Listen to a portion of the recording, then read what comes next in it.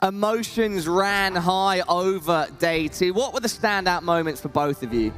I mean, I think Bitloft fighting with Na'Vi on day 2 inside of those red houses was just a lot of fun. We saw some cool seat swaps, shoot downs, but I think seeing the rise up of G2, you were saying they were going to have a big day 2, and they sure did. They sure did, but I mean, I feel like Atletico winning the games, that was just amazing to see. Big up Atletico, man. So far, they've been doing so good here. I don't think most people weren't expecting this at all. And now they're showing up, they're showing everyone, hey, we are this good. Yeah. Don't count us out. I mean, the numbers said to expect it, but then we said, oh, those numbers can't be great. They're padded. It is what it is. And they come out here, they hold down 4th and 5th places until the chance to win approaches, and then they grab it, take it, and run with it, and I'm super proud of these guys. Yeah, we had an awesome time with Flood and Extreme on the after show yesterday as well. And we'll have a very big special after show when the tournament's finished at the end of the day. But now let's take a look at the format and remind you guys of the schedule, what's transpired so far and what's happening today. So yeah, a total of $300,000 on the line, and of course the best performing team will secure their region an additional slot at the PUBG Global Championship. That is the distribution to the right-hand side of the screen, and we'll be going today until 10 p.m. where we'll have our final circle show. Today we will start off on Miramar and then go into the second half of the day on Erangel. So flipping it round once again, Toffees. I mean, you want to finish where it all started, right? I mean, new maps come out. We've got amazing maps in PUBG, but at the end of the day, Erangel is still our sweetheart. It's where we started. It's where we tested. It's where we fell in love with this game. So ending tournaments there is always a really wonderful thing for me. For me, it's been so amazing to see all the teams stepping their game up on Miramar itself. So nowadays, I feel like it's kind of equal. I love seeing the teams play on both the maps. Some teams are better on Miramar, some teams are better on Erangel. It's all about balancing that out. I think that's been one of the striking developments over time, is how much teams have adapted to playing on Miramar, as opposed to teams just preferring to be on Erangel, Toffees. I mean, it's a very different style of play. The way that rotations are handled on Miramar versus Erangel is night and day. There's a lot of far more open spaces, car usage. Like teams that like to sort of run and frag like Na'Vi definitely prefer Miramar in a lot of ways because of the fact that you can get away from punishing situations. I mean, if you're crossing, Pachinki Fields, there's no chance if you get caught in the open that you're going to survive that if you're on foot, whereas Miramar, there's always sort of somewhere to slip away to. I mean, Miramar, you have so much more open space, so much more sniping capabilities. True. And we used to call it Liquid Mar for a reason. Nowadays, though, they have gone back to Erangel, and that's where they're doing good. Liquid Mar. Talking about Liquid and the other teams, let's get up the leaderboard and show everybody at home what the standings are here at the start of day 3. FaZe Clan sit at the top, 4 points ahead of Atletico, and then Liquid are in 3rd, and G2 Esports follow in 4th, and then we see Na'Vi. Guys, what can you tell us about the spread on screen? At this point, you know, only some teams can be in contention. What does that mean for the other teams? Just run us through what you see. I mean, the top 4 right now, they have a good lead there, but don't count anyone out. I mean, down to 8th place there on the Rumblers. They can still make it back. It's not impossible. And we know that FaZe Clan, they like to chase. They don't want to be in the top and being chased by the other teams. Atletico, a team that is comfortable being on the top, right now, they're in 2nd place. Yeah, it's one of those things when you watch even traditional sports, the idea that when you're in front, you sometimes want to play defensively, maintain your lead, and that's always a recipe for disaster, in my opinion. Play the game that you've been playing the whole time, unless you're one of those teams in 10 or below. Now it's time to shake things up if you're down there. Remember, only the top 8 places pay, Paula. So even the teams who are in 13 through 15, they still have a chance to get a payday. And for some of these small regions, OCE for instance, no one gets a salary down there. So winning, or at least finishing in the money here, is a pretty big deal for these guys. So look for Hell Yeah Brother, for instance, to come out with guns blazing and look to pick up big points right out of the gate. Yeah, it's a great point that you raise, Toffees. Speaking to Flood and Extreme on the after show yesterday, they actually have a very centered mindset. They've come here and competed at the biggest tournament of their career so far, and they said, look, we're doing well, we're in 2nd at this point, but we're not going to let that get to us. We're going to play the same game. Yes. We're not going to try to lead from the front or focus too much on a specific thing. We're just going to continue doing what we've done so far. What do you think of that, guys? I mean, I talked with them earlier as well, and they all looked so happy. And as I said, no one expected them to do so good, not even themselves, actually. They had, on Twitter, someone was putting them on 4th place. They're like, sure, hey, that's pretty kind of you, but we don't really think that will happen. Right now, they're currently sitting on 2nd place, and I mean, 4th place, that's probably worst case scenario for them right now. The reality is they started the tournament the way that they needed to. A lot of the teams, North America in particular, I feel, showed up here. They thought, hey, we're contenders, but they played thinking, this is a much harder lobby than we're used to. Let's turtle up a little bit. Let's not be ourselves. Atletico came in and everyone was telling them this is a lot harder than your region. And they said, you know what? We don't care. We're going to play our game. We saw them doing crazy 2-2 splits, 1-1-2 splits. And they didn't. They said, you know what? We're taking the risk. We're not changing the way that we did things back home. And it's been very effective. Now, the question is, as the rest of the field today throws caution to the wind, will they be punished for sort of their territory grabbing tactics? Yeah, I'd love to delve into that point a bit deeper with both of you.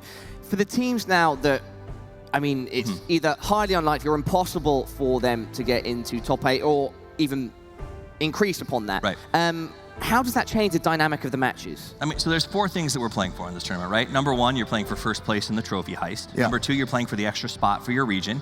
Number 3, you're playing for money. And then remember, every region has multiple teams from their region here in this tournament. So the 4th thing you're playing for is regional pride. It's gonna be valuable. Even if you're, say, fighting in the bottom, you wanna finish above all of your countrymen. You wanna put up a good number so everyone back home is at least proud of you and sees the effort you put in. So some of these teams on the bottom, sure, they're shooting for the money, but I think they're also shooting to sort of show, hey, we had a rough start, but this is not who we are. Adding to that, a lot of the players and teams themselves are playing on a grand stage like this for the first time, and they have a lot of experience to grab from this tournament itself for the next one. And one thing they want to do is win a game. Right now, the bottom 8 teams actually don't have a win yet.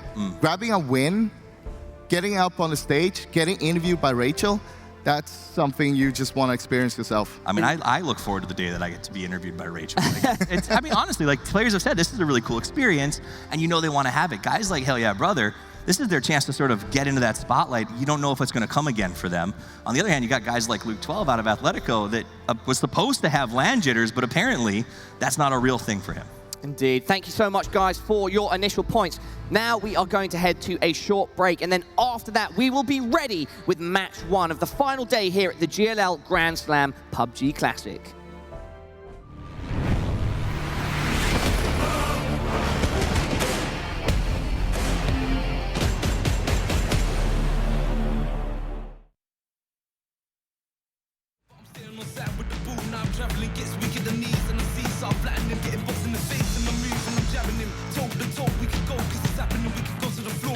I'll be grappling. I know what the gamble is, believe I'ma handle this. I'll be set on the stage, ready to go. The way that I know you don't know me, I'm the winner. Expert in the game, can't mean I'm no beginner.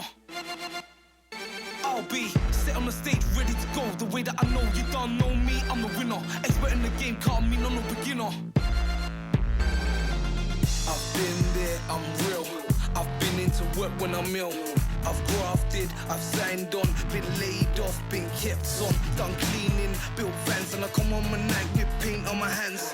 Had no funds, had no phone, had bare stress, been so low. I've chased claims, been so mad, got so deep, been so sad. I've fixed up, I've hit back, I've picked up, I'm so glad. I work hard, I stay strong, and I do it again in a heartbeat. And it's nothing to do with luck, so don't give up. Set on the stage, ready to go. The way that I know you don't know me, I'm the winner. Expert in the game, can't mean I'm no beginner. I'll be set on the stage, ready to go. The way that I know you don't know me, I'm the winner. Expert in the game, can't mean I'm no beginner.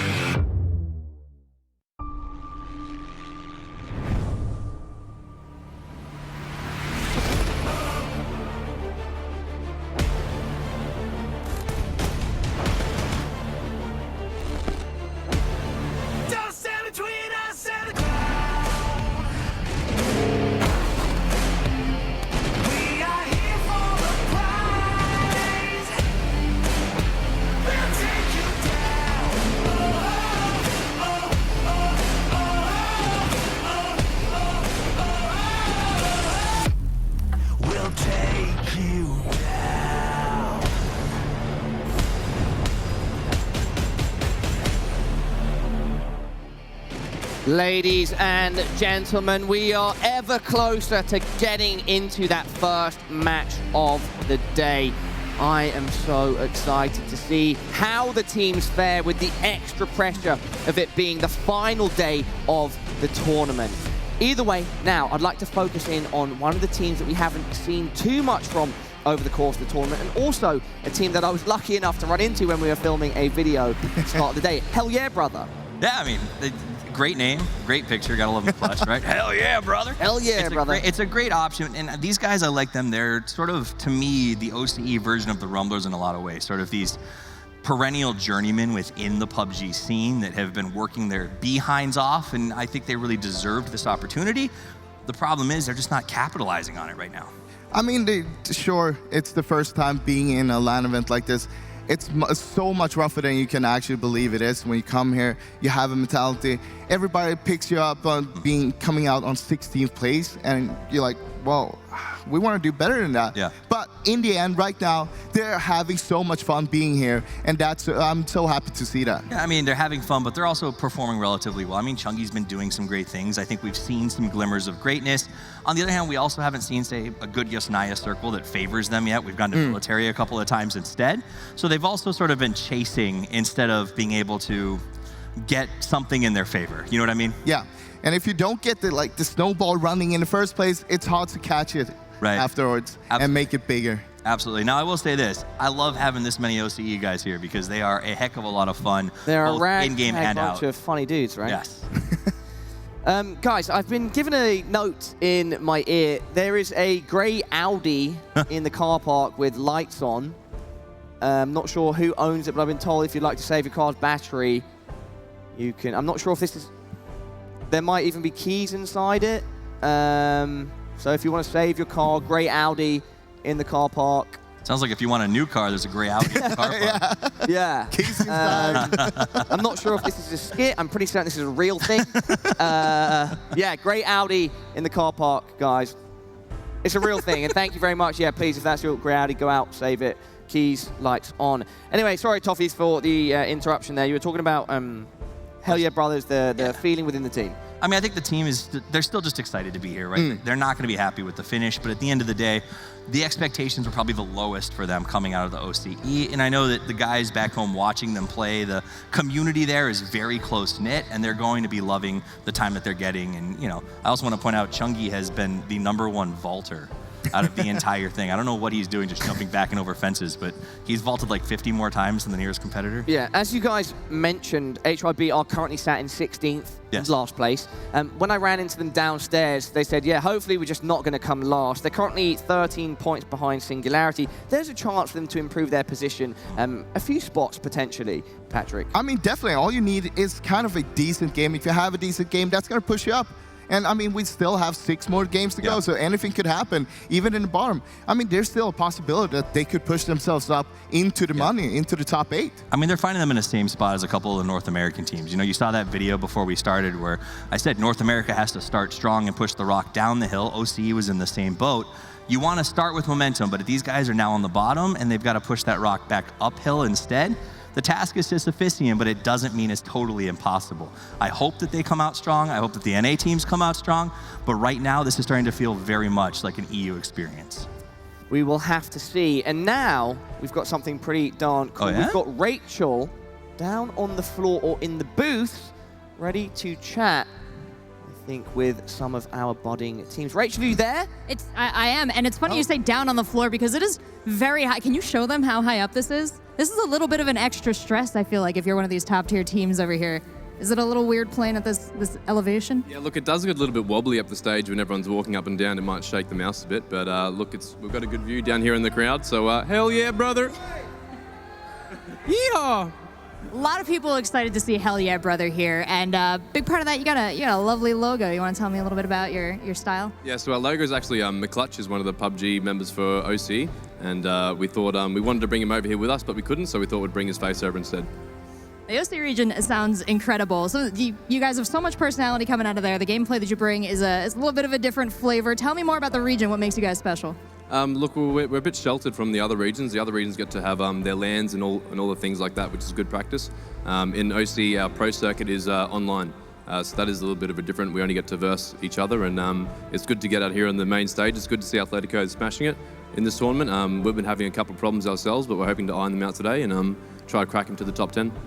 And what's it been like coming out here to Sweden? You say you have fun at the tournament, but we are in Stockholm. It's a beautiful city. You guys came a little bit ahead of time. What was the boot camp like? How did you prepare? The boot camp was good. We came a couple of days early, went to Inferno, which is in Stockholm City. We had a couple of days there to run over some scrims and just acclimatise. I think that was the big thing. The sun going down at like 1 o'clock in the morning and then rising back up in 3 is a bit of a headache for us Australians, but we got a couple of days to warm it up, and now we're feeling a bit better now, so that's good. What's the best thing you've eaten since you've been here?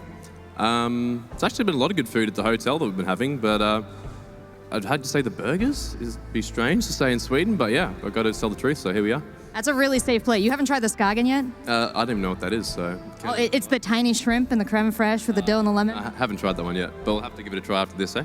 Yeah, we'll grab some dinner later, make sure these guys are well fed, win or lose, but give me an over-under. How are you guys going to do today as a team? Well, we've had a couple of issues during the first couple of days, just trying to warm up and working our timing and our synergy and stuff like that in the big stage, but I think we've got it all ironed out, so today's going to be a day to watch out for us. Yeah, you're our first team highlighted in the first match, and since we have the opportunity, we're hanging out up here. You guys want to plug some social media, do some shout-outs, anything like that? Yeah, HYB_PUBG was our main tag, and Vasily, Charlie, Nick101, Chungi, and Crush behind me, so check us out on Twitter. Great, fantastic group of guys. Thanks for letting me pop in here and visit you before the match. Let's send it back to the desk. What do you think of this team? I love them. I love them as well. And Vasily, they're doing a great job of answering Rachel's question. Seems like a nice guy. He is a really nice guy. Yeah. So when we landed and he came over to meet us, but like he saw us walking out of the hotel and he ran over to say hi. But what I noticed is he was having a smoke at the time and he literally put it down on the curb because he didn't want to bring it into our realm and ran over and said hello. And I was like, wow, what a thoughtful person. Like, I mean, it didn't have to happen, but it was just really cool to see somebody think of other people that way. I must give him one piece of criticism, though. Don't be the guy that gets the chance to travel the world, and then when it's asked, what was your favorite thing that you ate during your travels? Oh, the burger. Come on, Vasily, come on. Disappointing me there, buddy. Everyone knows you should get the Swedish meatballs here. Swedish meatballs are great. Of course, it's your national treasure, right? Sort of. Anyway, we've got the HYB brothers, the Hell Yeah brothers, on screen right now with their overall stats. We see Charlie with 7 kills, and then just behind him, Vasily with 6. Overall damage, though, is highest with Chungi, and 7 knocks on Vasily. Crush, steady there as well. I mean, the problem that we have, if you really want to outline things, though, is all of their kills added up are still 3 less than Luke 12 has by himself right now. And so I think that's where they're running into their trouble right now, is they're not playing the game that they want to. They're coming passively out of Yasnaya, for instance, on their rotations instead of sort of smashing into the teams that are nearby and looking for those pickoffs. And when you're a team like HYB, where maybe your macro isn't quite as good or your micro isn't, you're not a better shooter than everyone else, it's one of those things where you kind of have to make up for it with shock and awe tactics. And I hope that they bring that today. I mean, trust me when I say this, when you're choking a tournament like this, it's really rough. Yeah. It's really rough to get out of that. And right now, they are trying hard, and hopefully they can get out of there. And I want to see more from them. I want to see them in the end game and see what they can bring to the game over there. Moving on from HYB, which team do you think is going to start off the day strongest? You know, it's funny to me because FaZe is doing great, typically FaZe Sunday, but they wanted to prove us wrong and went FaZe Saturday. And then last night, after we got back to the hotel, Tempo stopped me and they said, Toffees, it's a Tempo Sunday. We give you our word that we're going to come out swinging. We want to be called that. We want to show you something. So maybe they live up to it. I know they're coming in with big expectations for themselves, but Rumblers had a really like a pretty good first day, 2 big wins, and then a terrible, unspeakable second day, and I need to see more from them right now. Yeah, well, Rumblers, who are currently in 8th, are right now down in their booth with Rachel. True story. I ran all the way across. I came up a different set of stairs, and I want to point out a difference between that side of the stage and this side. More safety tape on this side. Was that a request on your part? It's more of a necessity. I think we're very clumsy in transition, little rough rotations, but we made it. We made it here to Sunday, so. Yeah, you know, all the teams do make it to Sunday. They play in every game. It's just, you know, I'm glad you guys did survive all 3 days. But Poro, it's so good to see you. We're part of the NPL talent team out in NA, and now you've taken on the role of coach. And I just want to know, what is it like taking care of this team? Oh, they're easy. They're entirely too easy to take care of. In fact, they're kind of like cats. You know, you just you feed them and you just pour some food on the floor, and then they feed themselves. They take care of themselves the whole week. It's fantastic. You can go and do whatever you want. Well, see, that means you're really going above and beyond, because I've seen you going around giving shoulder massages. You've been, hanging out with them after the show, really taking care of. Did I not witness that? You saw that? We all saw that. Well, I try to go that extra mile for the boys. Well, these boys have 1 day left of competition, so I want to know, in those hangouts after the show, as you talk strategy, as you review your VODs, what did you decide upon today that's going to change? Just click heads, honestly. That's crazy. You guys weren't doing that before?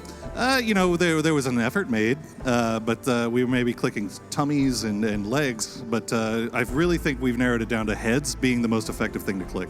Fantastic. Well, thank you so much for those competitive insights. I look forward to your performance in the tournament today. And I just want to say your credit to any team that you're on, and we miss you terribly, so come hang out with us again soon. Guys, watch NPL. In the meantime, watch this incredible tournament. Rumblers and the rest of the team is about to kick it off, and I'm giving it back to the desk. We receive it. Thank you, Rachel and Porus. It was great to have Porus on our first after show, the final circle, the day before yesterday. And I think him and his team should be very proud at this point of being in 8th position and being in contention to improve their standing on the leaderboard. Bold of him to talk about cats on Twitch right now. I would just stay away from that topic altogether. But apparently he feeds the guys by throwing their food on the ground, which I thought was pretty funny. They're like cats. I just toss the food on the ground. And they're like, yes, feed me. But they need some feeds. To get out of 8th place right now, they need other teams to maybe do that for them, to feed them a little bit as they come out of their drop spots, pick up some kills early, and they could maybe still be in this and maybe still have a shot at getting an extra spot for NA. Well, let's be honest. Yesterday they had a terrible day. They got 9 points, and the first day they had 56 points. That's a big difference. Now, first day, they started off with 2 really, really bad games. They had 0 points coming out of those. But then they stepped it back up, and they got 2 wins. Now, I want to see them do the same thing today. Absolutely. Get a few wins, get it going. Absolutely. Well, from HYB to Rumblers to now another Australian team, let's have a chat with Atletico. To FaZe Clan versus Atletico. Looking back across this, Noite goes down as well. You see him spray off to the side of it, and look at that. That's going to be Atletico with 11 kills. Beautiful execution there at the end of that game. Atletico is stating to the world right now that we are one of the best, and we have to be great at this. You guys are fucking doing well. You do love to see OCE breach an OCE in your first No, it's that close. And we're last game of the second day. If you get a win, even if you just do well, you had 2 today. Not back to back. Not back to back. Fuck. But you do well today, you go into the last day with a huge advantage. How's it going? Alright, so let's go crack the last game. See you in Sweden, brother. Oh. That's a lawsuit, buddy. Oh, info drop stuff. Besides that.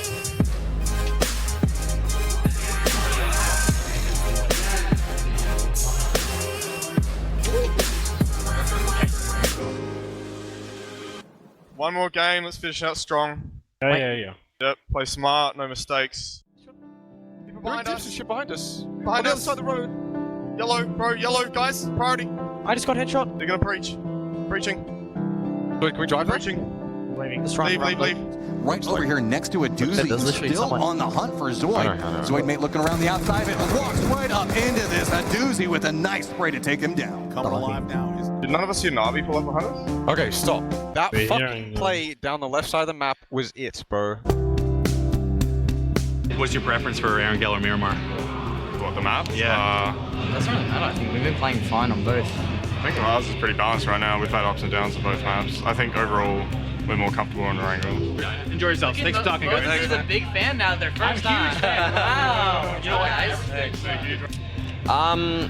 Yeah, so the day's been pretty well. Obviously, we got 2 wins today, so big improvement on yesterday. Couple of the games, there are a few errors, but nothing too major. Everything can be worked out, and yeah, it's tight competition going into day 3, so it's very achievable to get the win here. We knew we could do it. It's just about confidence for us. We're capable, like strategically, we can analyze those teams. Yeah, so I knew we could do it, like, and we're doing better than I expected, to be perfectly honest. So we'll just try and come into the last day and see if we can dethrone one of the expected teams to win, I guess, cause an upset.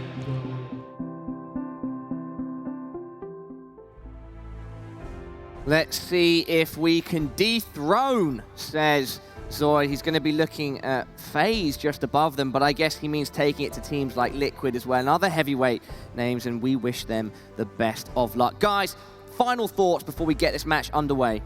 My best wishes are with Atletico. They have to go up against guys who've been their heroes for a long time, both above and below. The reality is Liquid, FaZe, and they are the ones in the hunt right now, and they probably have the most pressure on them. FaZe and Liquid, they've been here before. They know what it's like to be in the top 3. Atletico has to really push this. And remember, they play from home when they won their tournament, when they won their league. Now they have to see those guys on the stage and take them out while staring them in the eye. FaZe has always been one of the biggest names here in PUBG. Yes. That people always call, hey, they're the face of Asia, etc., etc.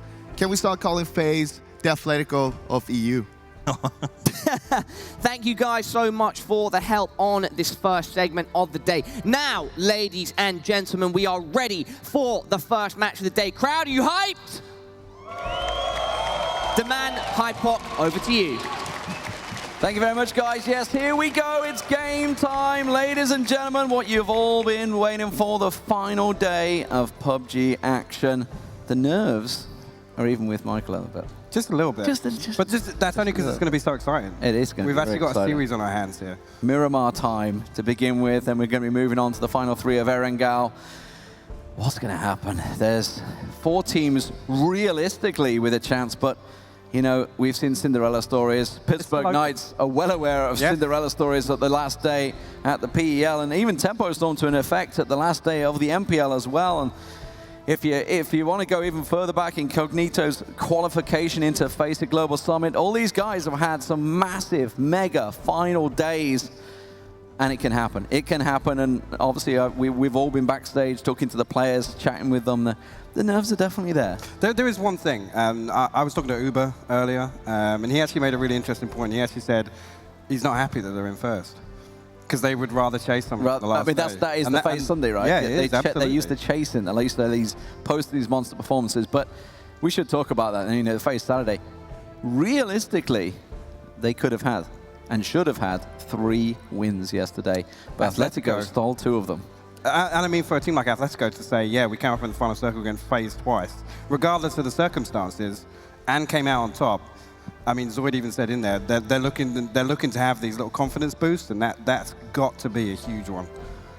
Well, it's a massive time to turn up for some of these guys. Uber coming into the FaZe team. It's took a little while to bed in, but they are the FaZe 2 winners of PEL. Coming into this, representing Europe, of course, as are 4 of the top 5. It's an incredible turnout for the European top 4. Kind of expected, but Atletico definitely upsetting things. Obviously, Space Station Gaming, your boys, all my brothers. Are they going to have a big day? That's it. This is the MPL's final hope, it seems. And I mean, that's, again, a similar story. Even previously when I played for that team, we were always kind of down to the wire. The last day was the day where they had to do things. And unfortunately, obviously, we were talking about Tempo in the MPL. They had a complete opposite story to that on the last day of the MPL, where they came into it first and they finished up in 5th. So, I mean, hopefully they can shake that and come out, because we saw glimmers of hope yesterday. I mean, we saw them. There was one game they ended up with, was it 14 kills? And yeah. They were constantly chasing circles, and they were taking these scrappy fights outside, but they were cleaning them up and they were picking up points. And that's one of the things, when you're on the back foot, if you're still picking up points, you can deal with that. It's the tricky position of, it's the age-old classic of PUBG. Do you go center? Do you go outside? Outside, you're going to get more kills, you're going to see more action, but you're also not going to have a comfortable position. No. Whereas if you sit in center, there might be a case of you win a game and you have about 3 or 4 kills. Yeah. So it's a tricky send-off, but of course you do get the 10 placement points. But here we go, ladies and gentlemen, the final day here at the GLL Grand Slam in Stockholm, Sweden. And we are going live on Miramar. The plane passing over Porto Paraíso up to El Pozo. will be relatively decent for most teams involved. I don't think anyone's going to be too upset.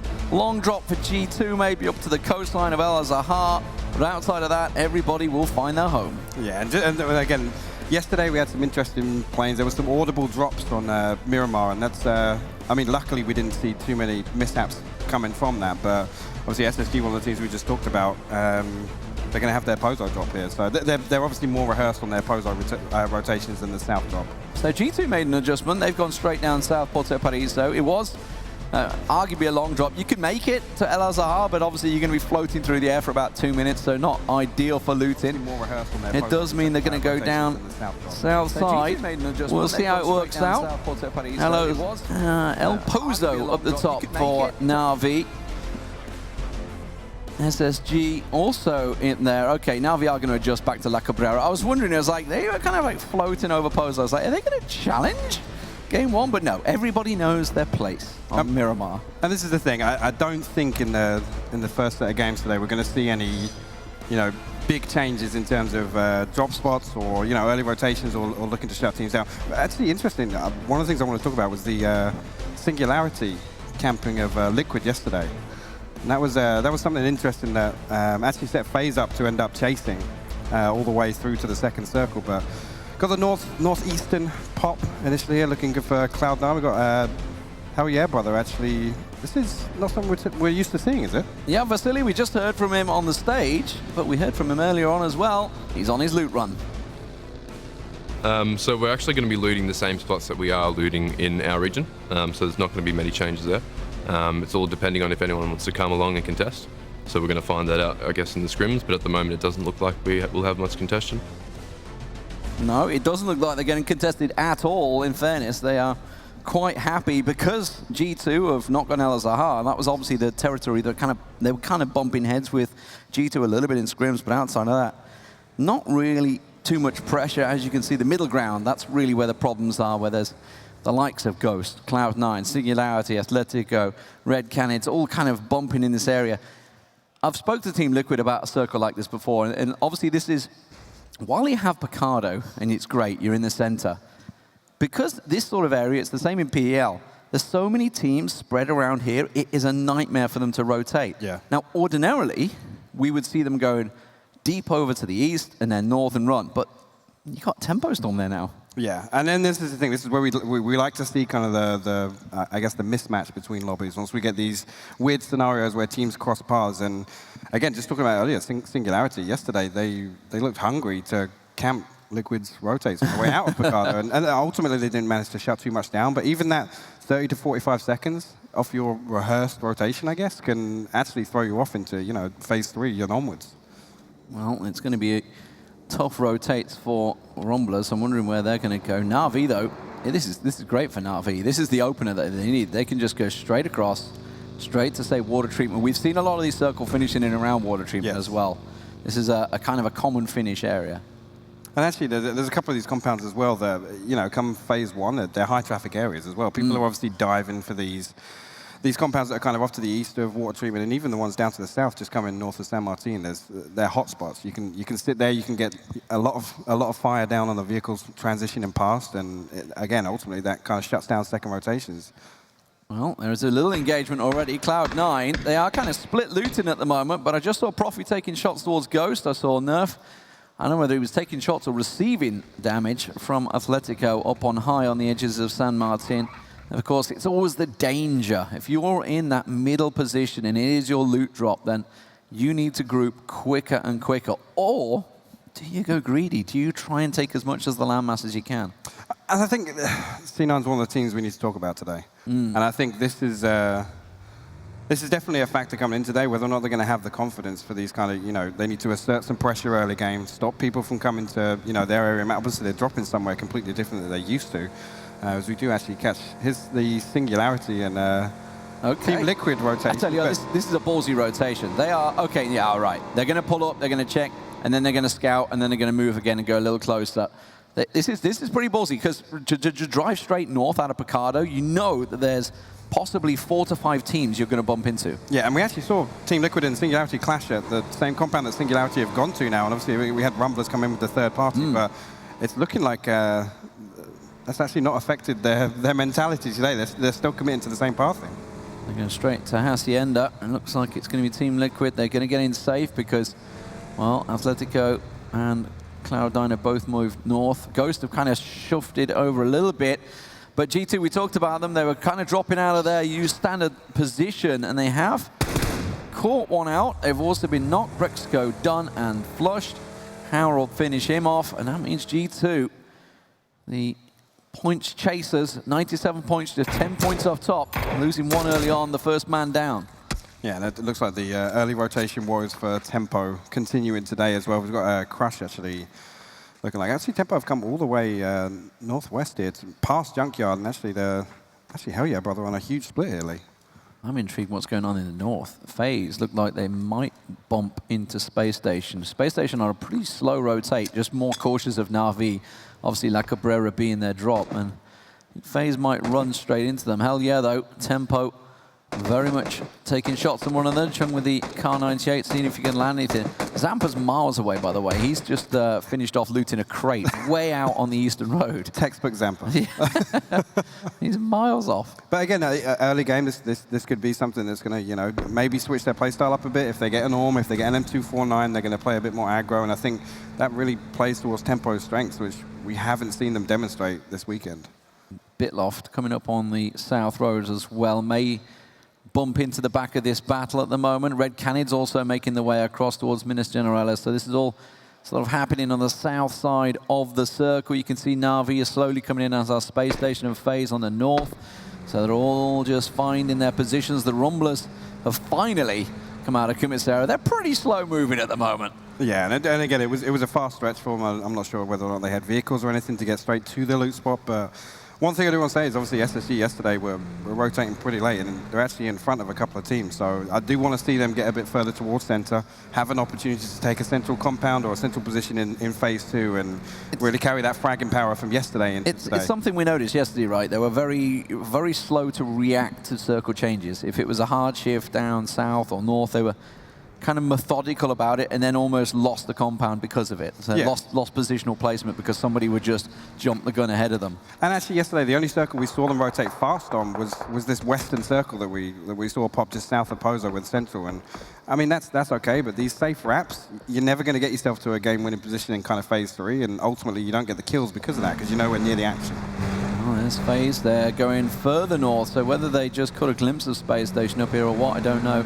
Space Station have gone onto the main road ahead of them, but they're choosing to play very deep. So this could be FaZe. I'm wondering if they're going to continue way around north, knowing damn well this, because of the plane path, Cruz del Val, El Zahar, Tierra Bronca, Campo Militar further north, they're all completely empty. So they're just thinking, if we wrap right around to Cruz del Val coming that way, we're going to have a free run. Just as an insider prediction, I'm going to say SSG are going to the northeast compounds of water treatment. That would be what they're going further north. That would be what I expect for them to cut south now and take control of that top hill. Take a deep south. All right, we'll see how it works out for you. See if the prediction, see if they're still playing from the same book of Hyde Park when you were there, where the Valiant's making the same calls. It looks like they're continuing to Cruz del Val to me, though. They are continuing along the main road. There's a long way out. Everybody's inside. Rumblers playing. And actually, Rumblers choosing to stick, by the way, down south. They're just slowly scouting and rotating and moving forward as we see the LATAM teams. That is a hard shift. Look at G2. They're are loving it. They've just rolled into their home of El Zahar, sadly losing a player. However, historically, they do terrible on an El Zahar circle. Well, actually, and I really love these circles just because of this valley that kind of comes out west of Azahar. These compounds aren't diveable. You can't play them early on, so it all comes down to the team that can position to kind of secure it for the late game.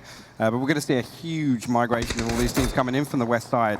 We actually see, Ghost, Singularity, and C9 all on top of each other, just taking shots at each other in rotation. This northern rotate now from SSG and FaZe could work out well. They could be coming into the backside of maybe on the hills of El Zahar. Atletico are going to beat them to it because they're taking a more direct route. Na'Vi following behind as well.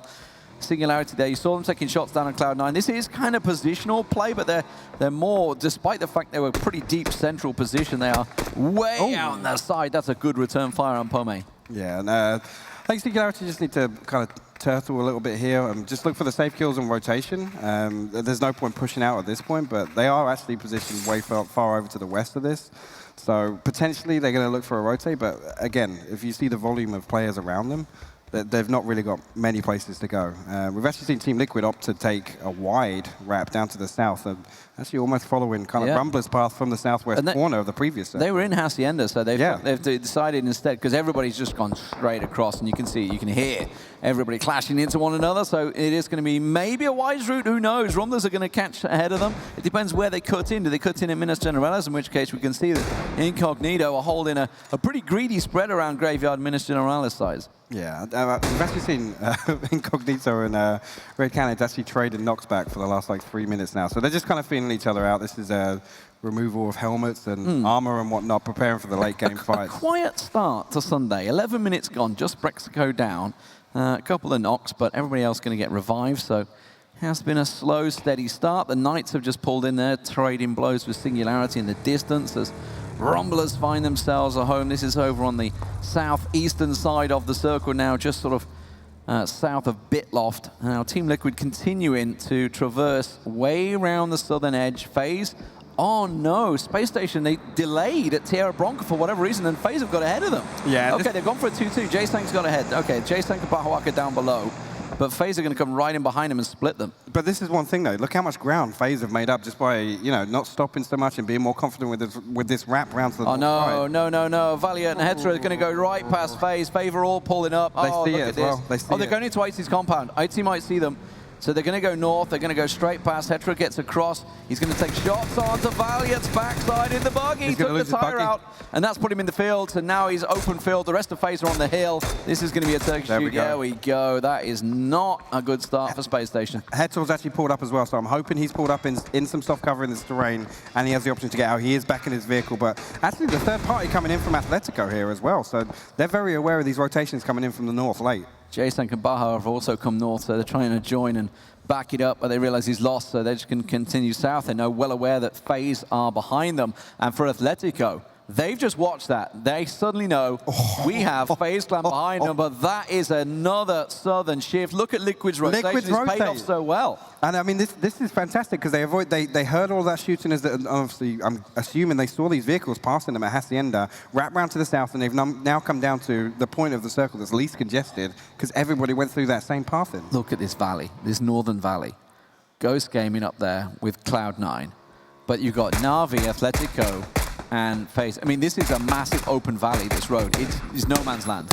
And the problem being is actually G2, where they've moved to, these two compounds that they're about to get over here on the east side actually control pretty much all of the terrain around it. You can't pull up anywhere, you can't sit at the top because you'll lose your tires from 500-600 meters away. So G2 actually in a position where they can deny all of the rotates from anybody on the east side. Atletico have managed to get over the ridge, so they've got up on the hillside, so they're kind of safe. They do have FaZe bumping in. Space Station have chose to go further east.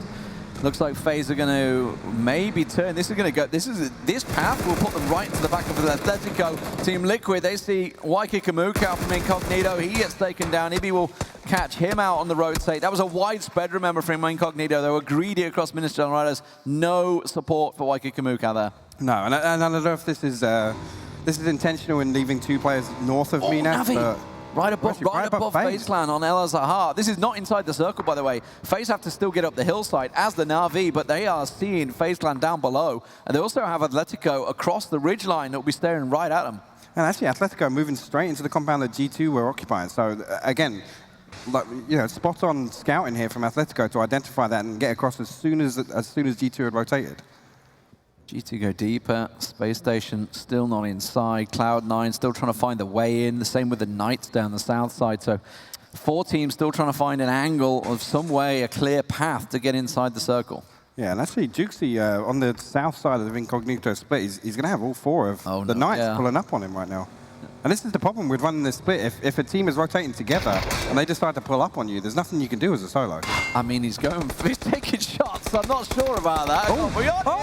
A doozy sends it, and that doesn't work out for him. FaZe Clan gifted another point. That's 2 and counting. Remember, at the top of the table, Atletico are going to be seeing this playing out and thinking, we want some of this. They're well aware that FaZe Clan are down below them, but they can't overpeak because Na'Vi are looking. And I'm not sure if Na'Vi had actually identified the FaZe, because FaZe are in a spot you wouldn't really expect to see a team occupying here. But, well, that's never going to say. Surely that's going to have a hell of a bounce if it gets that far. But Cloud9, they are pushing an uphill battle against Singularity. They get Pome down. But Incognito are joining in on that battle as well from range. You can see they're out in the blue. K-Mind will find himself too. Loki goes down. Incognito will steal that one away. Insight sneaks the kill on the top there. It's a 2 for 2 so far.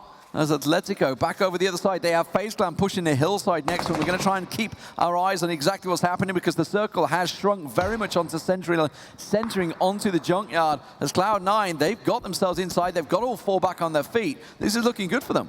I mean, at the same time, though, this is the sort of fights that we were seeing SSG take yesterday. They need to close this out quickly because ultimately they've got 35 seconds till next circles come in, and they're getting third party from 2 other teams elsewhere. So the fact that this hasn't already been closed out is causing massive problems for C9. FaZe are starting to breach the hill. We saw Senya going down. That was Atletico that picked a kill. FaZe are taking shots on Atletico at the same time. Na'Vi in all sorts of trouble.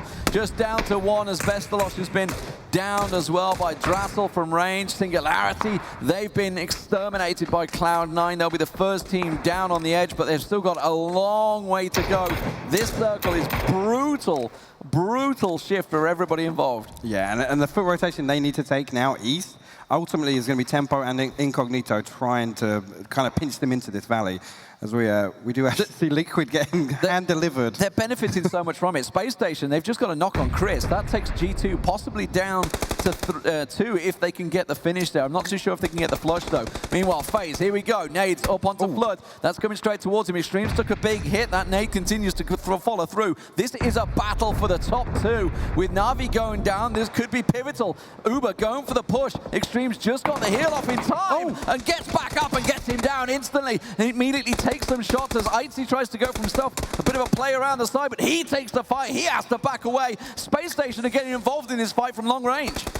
And I mean, what can FaZe Clan do here? They have no other choice but to push on Ghost now. Shooting them in the back. This is tragic. So FaZe are getting shot by Space Station. You see Jason getting Mexi. Luca downed him and he gets instantly flushed out there. This is bad. They're both going down. Incognito taken down by Atletico. They're taking shots in the back. Luke's trying to back around the side. Flood's pushing in. And this all plays out for Team Liquid, who are sitting on the south with nothing to play for right now. They just have a great position. They have a crate. They have nothing ahead of them. Yeah, and I'm liking this decision from Atletico. If they've got the opportunity to pull out, get the hell out of there now, because FaZe Clan aren't going to see this in the kill feed and just say, we'll sit back and we'll reset. They're going to be aggressive on this. FaZe have instantly engaged with Ghost on the north side. So as soon as Atletico have backed out of it, FaZe have had to carry on their engagement. They've lost Mexi, but now they have Ghost pushing them. They catch Balak out, down to 4 hit points, gets inside the compound, but you can see Space Station again from range, just getting a few little angles on him. Atletico's repositioned. They're continuing to take shots. A Bitloft, they get involved. Silzin, we've seen him all weekend long,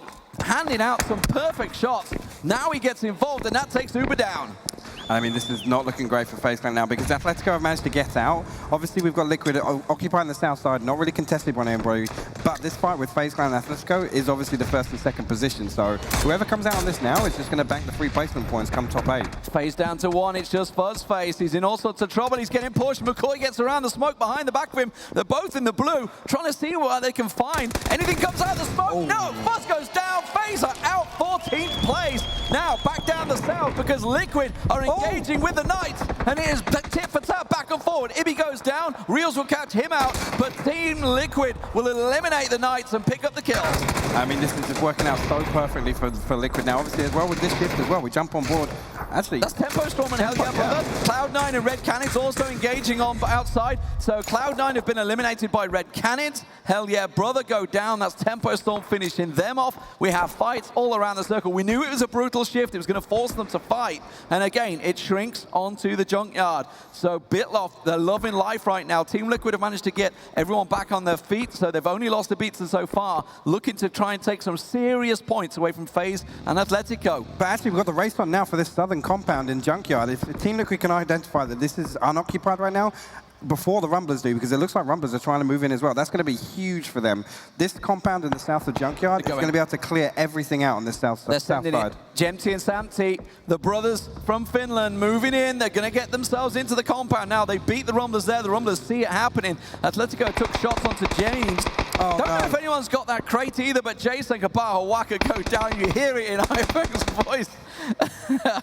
Epoch, unfortunately, your boys are gone. Yeah, and this was, I mean, it's a good split from G2. Obviously, they've only got 2 up now. Udyr and Kane. That nade. Pretty good. That's danger signs for the Aussies. Ghost are pushing on, and look at Drassel right up close and personal. It was Balok that was tossing those nades out. Couldn't push it round. Luke's already backed out of this fight. He's got to go down low and try and get a flank position, but he's taking shots. The Rumblers from range find Luke as he gets behind the rock. And actually, yeah, Balok's going to take some shots on the back. Tempo Storm have already moved up to the northwest side of the circle. They took down Strimzy outside. He's going to bleed, probably die to the blues. We see Headsaw finally go down for Space Station, putting them in 10th spot. Na'Vi soon after in 9th. And yeah, we see Luke here with that flank. This flank is paid off. They've actually got themselves another kill. Strimzy's just been down by Tempo. Ghost round 8.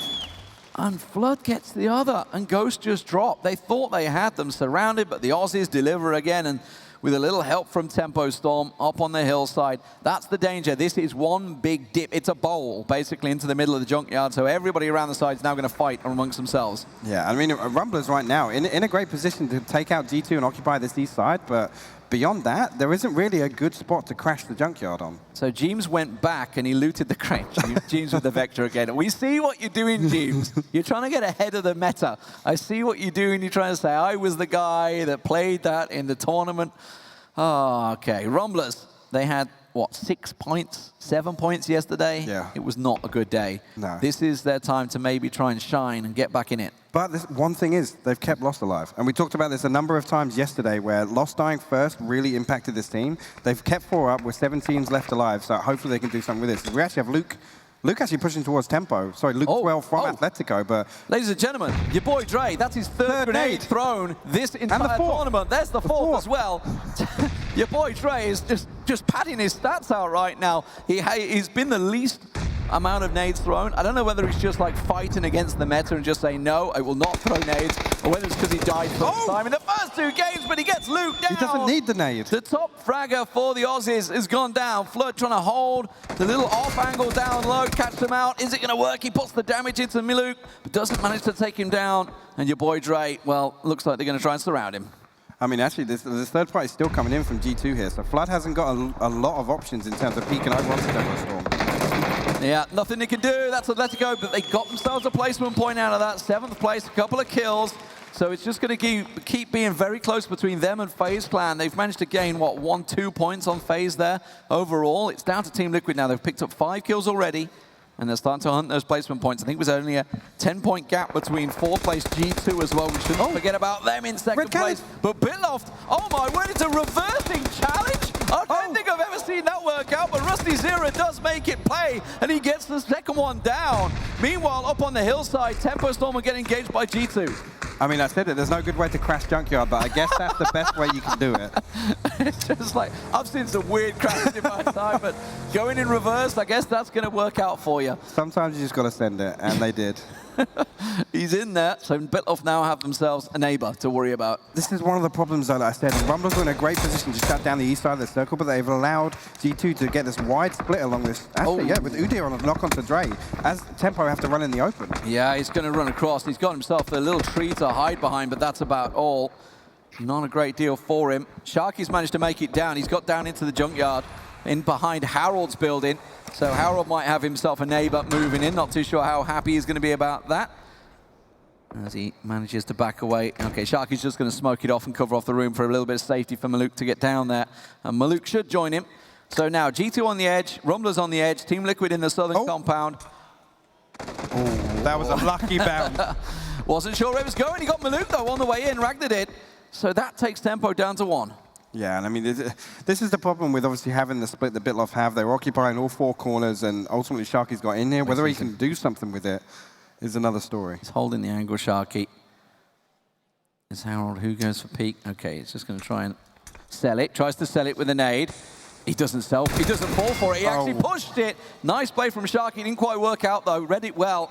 Harold, well aware of the footsteps, takes down Tempo Storm. I mean, that's clutch as well to come up. They didn't send anybody over to help Harold in that building, so the fact that he has to kill time so the other 2 teammates can still look at, you know, whether or not they're going to get pushed from anywhere else. But, you know, Harold coming up clutch in that 1v1 against Sharky. Well, I got to be honest, you know, Player unknown is in the house. What are these crates? Like, you're dropping it out by the blue. What are you doing to us? What are you doing to us? Honestly, he's obviously been backstage and, you know, coded this. There is still one coming down. Just yeah, that's what I say. That's the crate he's just thrown out by Rumblers right on the edge of the blue. The other one down, way out in the blue. I don't know if Rumblers, they're obviously seeing it come in. Harold sees Kane trying to make his way through. G2 still looking for as many placement points as they can get.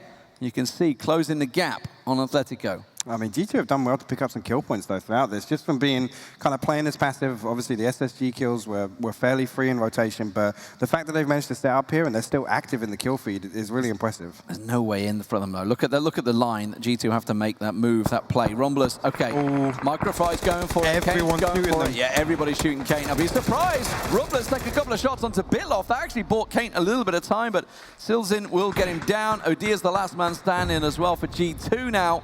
As the Rumblers. So Microfry made the play. It worked out. Rumblers are running on the back of it. But Rumblers with 0 kills. We were at 12 alive, 5 teams remaining. They're still at 0 kills, and they've just sat on this side of the circle. Not tried to pressure any teams away, but this isn't the sort of game that Rumblers needs. Well, they have Team Liquid nearest to them. Udia still trying to use the smoke. Spotted. Rumblers will pick up the kill. They're on the board to get the first kill. So G2 down in 5th place. And Liquid now will be finishing this round in 1st. Exactly the start they were looking for after a poor performance, really, in the last 3 games yesterday. They were kicking themselves and not winning that final game as well. Yeah, and I think it's one of the things with no team is not going to be tilted after those games yesterday. And you could kind of see it after the games. Team Liquid weren't happy with the performance in a few of them, but this is when good teams bounce back. And we see James actually making huge strides towards the middle of the circle here. With the Vector, obviously. I think this must be the first time. He's making sure he always has it selected so we see it. Well, this must be the first time somebody's gone to a crate and not looted it and still come away with a Vector and a Mini 14. That's a good point. I wonder what was in that crate way back down there. I don't know.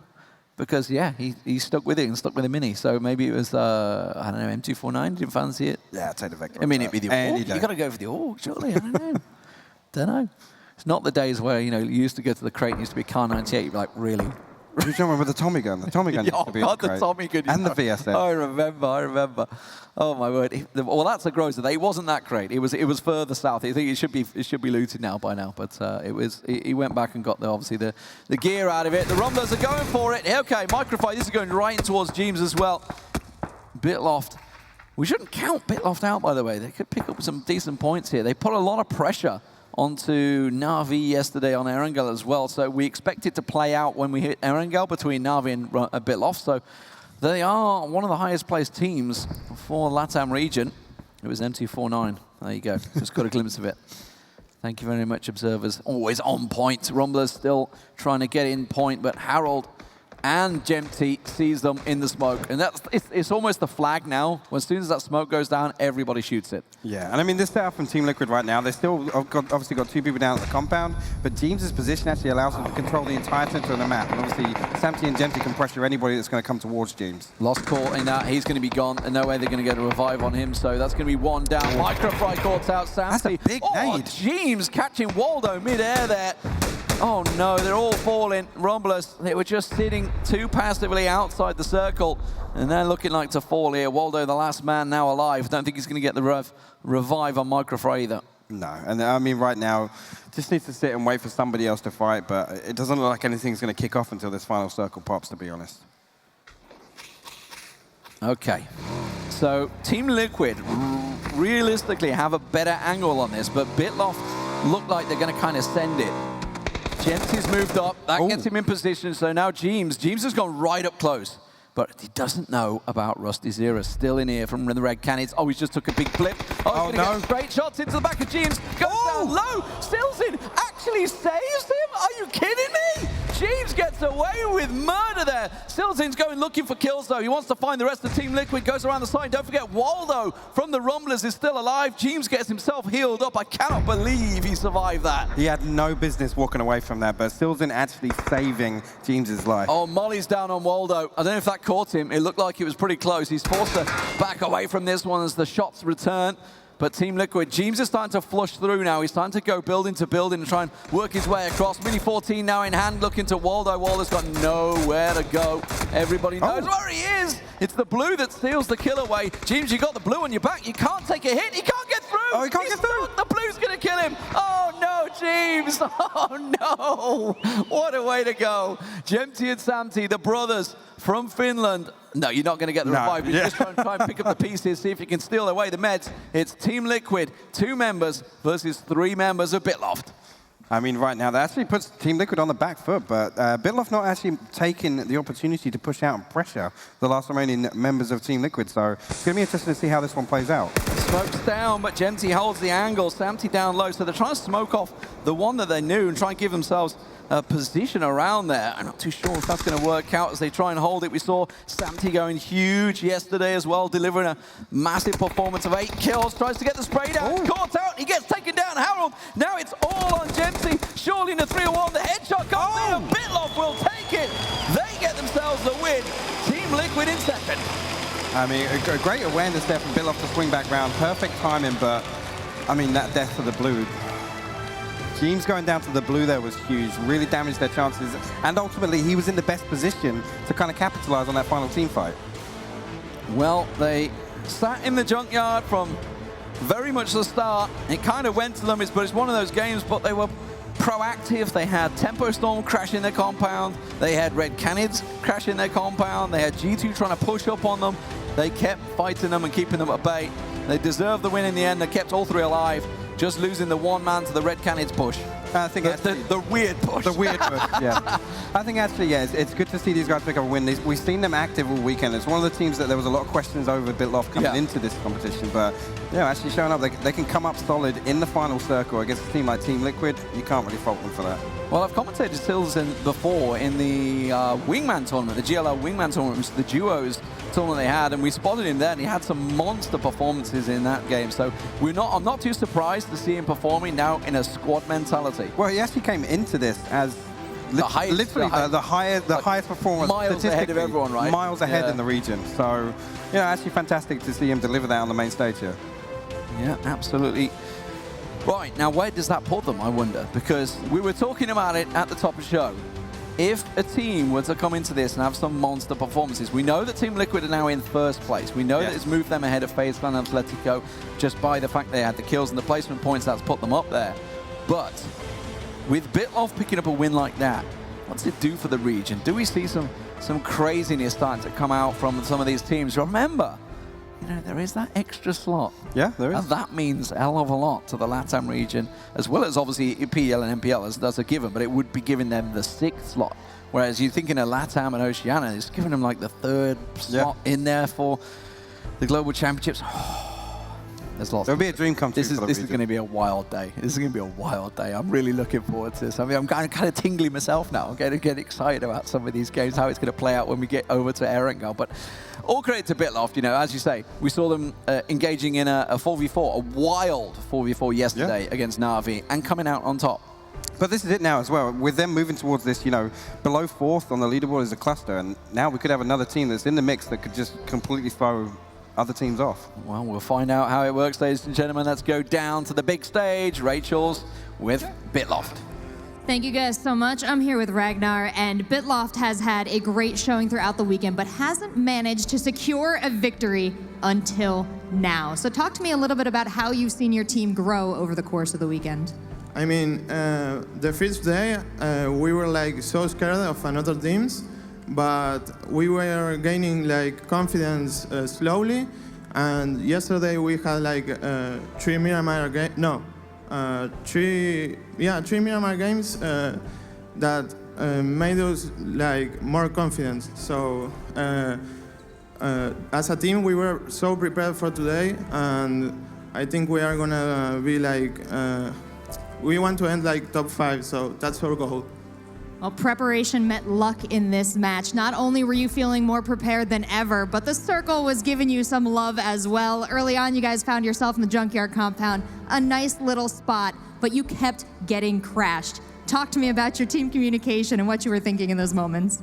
I mean, when the first circle, we had like right rotation, but we were so late, so we just stayed on the edge, and we were advancing, and we watched that every compound was free, so we just took it. And in the fight, Harald was like holding like so good, and I got Meluk on the left, so that was not like a hard fight because Harald is so good. Yeah, I mean, he's like a very, very good player, so it was like easy, you know. I'm glad to hear you trust your team so well to perform. You guys coming from the Latin American region, what can you tell me about this region in PUBG? I mean, we were like so pissed off because every team underestimated us in the tournament, and we are showing that they are wrong. I mean, it's like we were like poor region in the past, but I think with more experience we can like show off and prove that we are a good region. Well, this weekend is a great start to you guys doing that, and I want to give you the opportunity to address the fans that have been with you since the beginning and all the new fans that you're picking up all weekend long.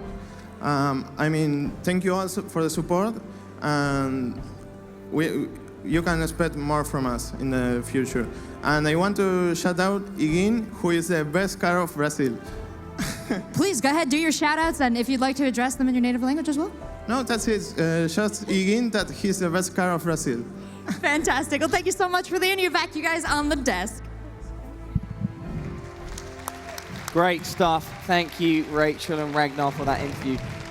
A great cast from D-Man and Hypop. Welcome back to the desk. Now, Bitloft getting their first win of the tournament on the final day. I didn't speak to you on purpose. We ran into each other in the lift. It's Ernesto. I'm not entirely sure how to pronounce his in-game name, but Ernesto. You know, piercings, tattoos and stuff. Yeah. And I was like, how are you guys feeling for today? What's the plan? Whatever. He's like, man, we want to get a win. We want to at least get a win and just improve our position. They've done that in the first match of the day. So I guess the plan's going according to how they wanted it to. Yeah, I mean, I think they're representing their region very well. This is going to move them up into the top 5 if I don't miss my guess. And they've been very open. I think they came here to prove something. Like, they stopped, they talked to you in the elevator, they stopped me in the lobby to talk to me. Like, they want to get the message out there. I think that we have been an underrated region for a long time, and we deserve a look, and I think they proved it with that game. A lot of people from that region was counting on Singularity and, of course, Red Cannons, because we saw Red Cannons in Facing Global Summit as well. But over here at the GLL Grand Slam, it's all about the Bitloft. First win for LATAM, and it's great to see. Yep. Indeed. Now, let's go downstairs for the first time today to check in with Toby for our breakdown.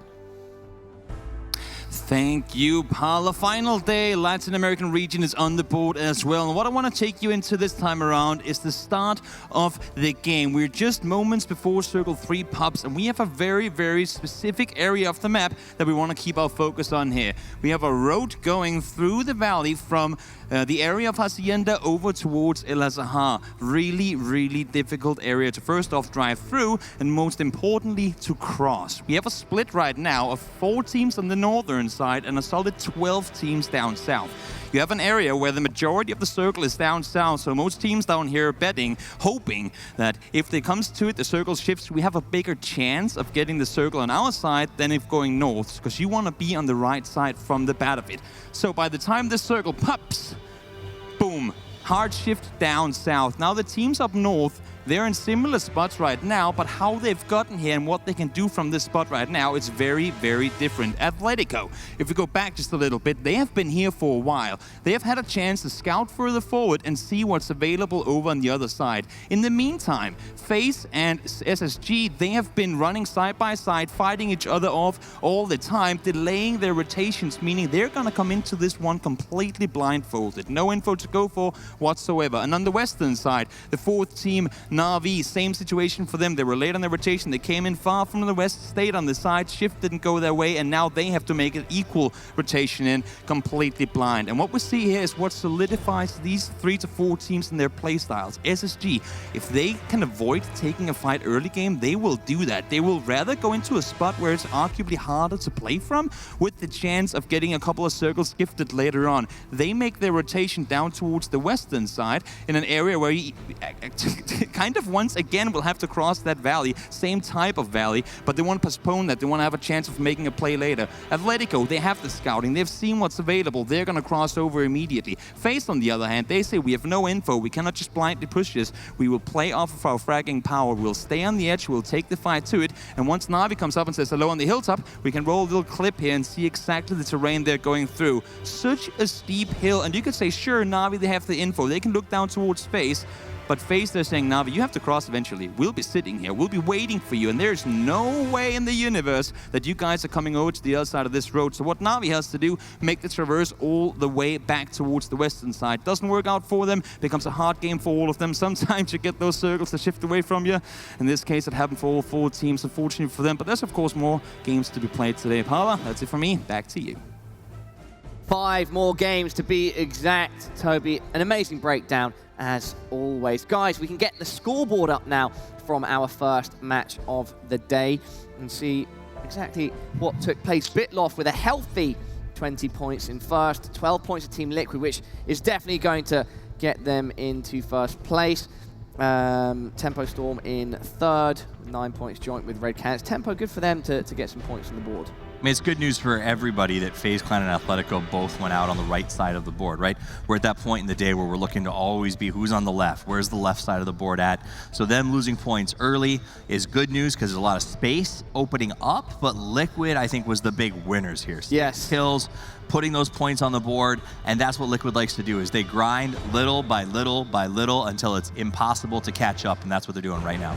They've been so consistent across all of our days, and it's paying dividends as we come into our final day now, with that first matchup of the day, pushing them up 2 spots into first with 113 points, but it's close behind them for us.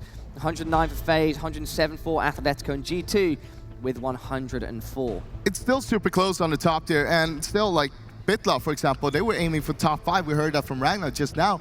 I think they should aim for higher than that. They are definitely capable of doing more than top 5. Just keep on pushing it. That would be crazy if that developed over the course of today, right? Bitloff kept improving their position. I mean, I would love to see nothing more than Bitloff push up onto Atletico and FaZe and Liquid, and we get this sort of 3-region battle for #1. I don't want to write NA off completely yet, but it's starting to feel that way. But it seems like the opportunity to have 2 regions that were smaller, that were written off by sort of the big brothers, the PEL and NPL guys, battling for the top 5, battling for first, is a great story and a great development option, sort of showing off their region. You know, the guys who are watching, the guys that they left home from their leagues, their fans, have to be hyped about this. I mean, PL and MPL, they had 5 slots each as well. They have LATAM and OC coming in with only 3 slots each, but they're doing a fantastic job here, staying on the top with the big guys. Absolutely. Don't write Bitloff off, like you said. These guys are strong. They seem like they came here to play. They had a bit of a chip on their shoulder when we chatted this morning about, you know, they said, we didn't hot drop Na'Vi. Na'Vi hot dropped us, and we made them pay yesterday. And I think that they want to show, like, honestly, I feel like that fight at the Red Houses yesterday that we saw Bitloff win was a little like Na'Vi sort of trying to flex on them and saying, we could have left this. They landed before we did, but it'll be 4 kills, right? Like, that was sort of the mentality that a lot of teams had about Latin America. They punished them yesterday, and they punished everybody else today. Well, it's also a testament from Bitloff themselves saying, hey, who do you think you are? This is our territory now. And we'll see that later on today when we go back to Erangel. I got you, bro. I got you. I've seen it slipping around. I got you, bro. Don't worry about it. Is that it? Finishing thoughts there with you, Patrick? Yeah, I'm good.